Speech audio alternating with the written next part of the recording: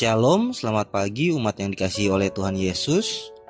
Mari bersama meluangkan waktu sejenak untuk bertelut di hadapan Tuhan melalui renungan pagi Sabda Bina Umat hari Senin 5 Februari 2024. Sebelum kita membaca dan merenungkan firman Tuhan pagi ini, mari kita memuji Tuhan dari Kidung Jemaat 269 bait yang pertama.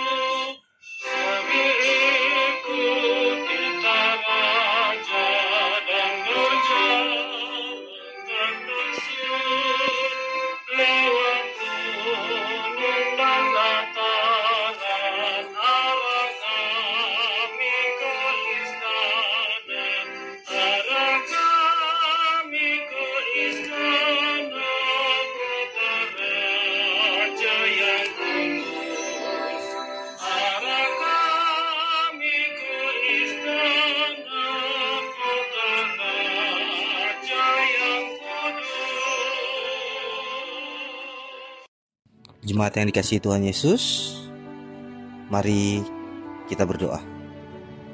Tuhan Yesus yang baik, terima kasih Tuhan atas pagi ini. Terima kasih atas penyertaan-Mu sepanjang malam hingga pagi ini kami boleh datang kembali untuk bersaat teduh padamu. Bimbing kami ya Tuhan dengan Roh Kudus-Mu, kiranya Engkau dapat mempersiapkan hati dan pikiran kami sehingga apa yang kami baca dan renungkan pagi ini dapat menjadi pegangan hidup kami hari lepas hari. Terima kasih Tuhan Yesus, hanya dalam nama-Mu kami telah berdoa dan mengucap syukur. Haleluya, amin. Pembacaan Alkitab pada pagi hari ini terambil dari Keluaran 2 ayat 11 sampai 15 yang menyatakan, Musa membela bangsanya, ia lari ke tanah Midian. Pada waktu itu, ketika Musa telah dewasa, ia keluar mendapatkan saudara-saudaranya untuk melihat kerja paksa mereka. Lalu dilihatnya lah seorang Mesir memukul seorang Ibrani, seorang dari saudara-saudaranya itu. Ia menoleh ke sana sini dan ketika dilihatnya tidak ada orang, dibunuhnya orang Mesir itu dan disembunyikan mayatnya dalam pasir. Ketika keesokan harinya ia keluar lagi, didapatinya dua orang Ibrani tengah berkelahi. Ia bertanya kepada yang bersalah itu, "Mengapa engkau pukul temanmu?" Tapi jawabnya, "Siapakah yang mengangkat engkau menjadi pemimpin dan hakim atas kami? Apakah engkau bermaksud membunuh aku, sama seperti engkau telah membunuh orang Mesir itu?" Musa menjadi takut sebab pikirannya, tentulah perkara itu telah ketahuan. Ketika Firaun mendengar tentang perkara itu, dicarinya ikhtiar untuk membunuh Musa. Demikian pembacaan Alkitab pada hari ini. Tema renungan pagi ini adalah terasing dan penuh resiko. Terasing dan penuh resiko adalah hakikat dari hidup manusia. Menjadi asing dan menghadapi resiko tidak pernah mengenakan. Mengapa? Karena setiap orang menginginkan kepastian hidup dan rasa aman. Hakikat ini juga berlaku atas Israel yang harus berpindah dan menyingkir dari negerinya menuju Mesir sebagai negeri yang asing untuk menghindari bahaya kematian.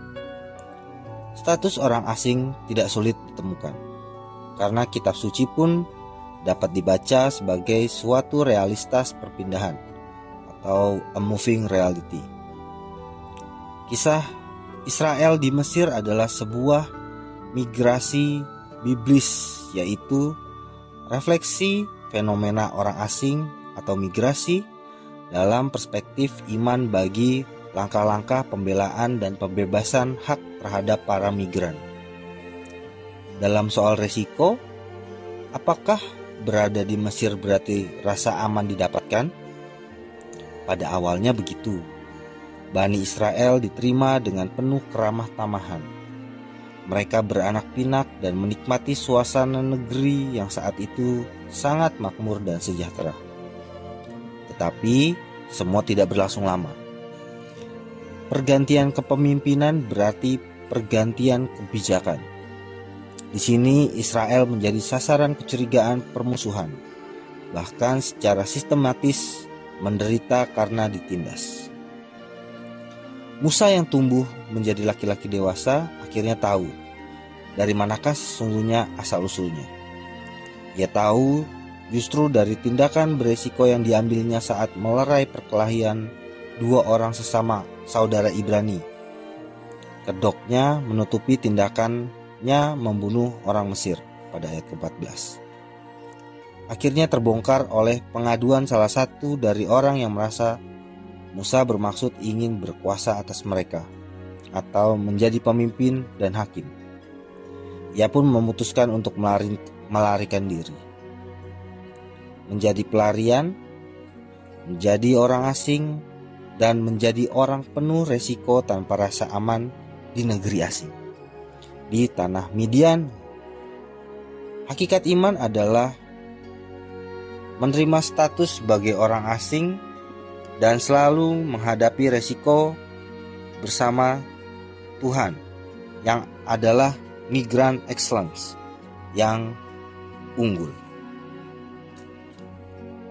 Demikian pembacaan Sabda Bina Umat hari ini. Umat yang terkasih, sebelum kita menutup saat teduh kita pada pagi hari ini, mari kita kembali memuji Tuhan dari Kidung Jemaat 269 bait yang keempat.